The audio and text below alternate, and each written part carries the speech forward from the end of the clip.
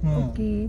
So hello everyone, आज आहे Saturday. जसं तुम्हाला आम्ही स्पायडरमॅन मूवी बघायला आलो होतो. सो स्पायडरमॅन मूवीचं तिकीट बुक केलं होतं सनीने ऑब्व्हियसली, आणि आम्ही आलो होतो मूवी मॅक्सला.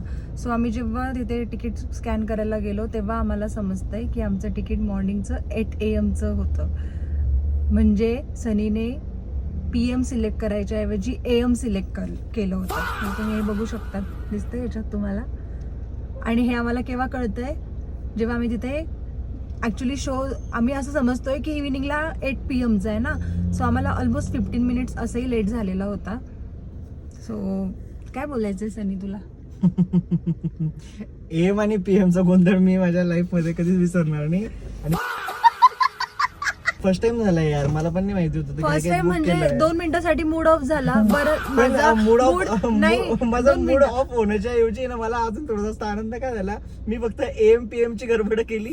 माझा माईकचा जो माणूस होता ऍक्च्युली, त्याने दाखवल्यानंतर ती मॅडम बोलले की सर म्हणे तुमचं बुकिंग PVR चं आहे, सिटी सेंटर मॉल. तो इथं आला मूवी म्हटलं यार यांनी तर हाईटच केली.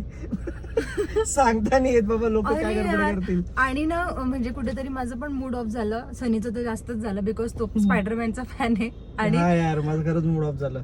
आणि आम्ही असं मस्त ठरवलं, आणि कुठेतरी आज आम्ही फर्स्ट टाइम असं लवकर आलो असेल.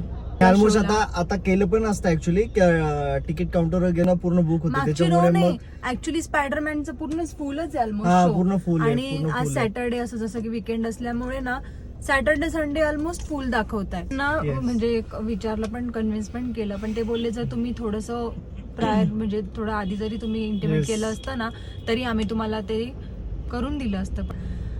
सो हे फक्त याच्याकडूनच होऊ शकतं, जे की मी नेक्स्ट टाइम असं व्हेरीफाय करत जाईल, है ना सनी?